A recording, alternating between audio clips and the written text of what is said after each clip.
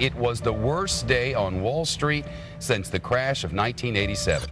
This is the only world I've ever known. This could be the most serious recession in decades. A system on the brink of collapse. But I'm getting ahead of myself.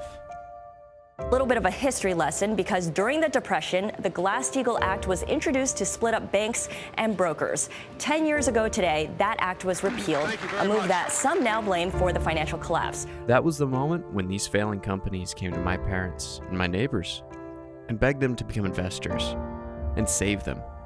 And we did. And that means life, as most Americans know it, is about to change, in some cases dramatically. Now, I was one of the lucky ones. My dad didn't lose his job, and we weren't one of the millions that lost their homes or life savings. But as the years passed, I watched as we all started to accept that this is just how things were now. That money would be tight, and that more of us would live paycheck to paycheck as we saved more for college and paid more for our trips to the doctor, and we just held on. I watched my dad become a diabetic and the cost of insulin skyrocket. I watched as my friends lost their jobs and their health insurance when the companies they had worked at for 20 years moved their jobs overseas. In that time, I graduated college, I paid off my student loans, I started my first company with $3,000 in my pocket, and 2 years later, I started another one. And I became a member of the first generation that will not do better than their parents.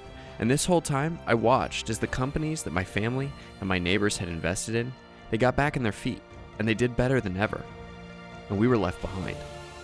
And the more I watched, the more I started to realize that these things can be different. That every dollar we invested then, it's now worth so much more than we realize. It's worth enough to cover the extra cost of college. It's worth enough to cover everyone's cancer treatment. It's worth more than enough to make sure that no new mom has to worry about paying for someone to watch their kids while they go to work. And it's enough to cover all of the predatory loans that have been stopping entire generations from buying a home.